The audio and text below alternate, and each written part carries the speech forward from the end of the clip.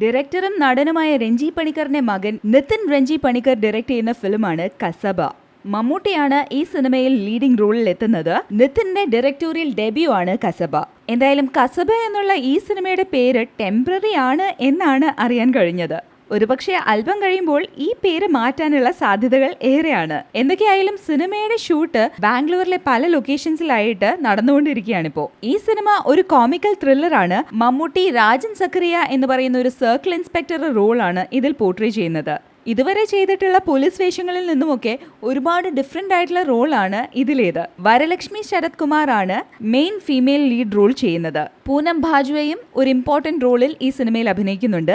തമിഴ് ആക്ടറായ സമ്പത്താണ് ഇതിലെ വില്ലൻ റോളിൽ എത്തുന്നത്. കലാഭവൻ നവാസ്, മനോജ് ഗിന്നസ് എന്നിവരൊക്കെ സപ്പോർട്ടിംഗ് റോൾസിൽ എത്തുന്നുണ്ട്.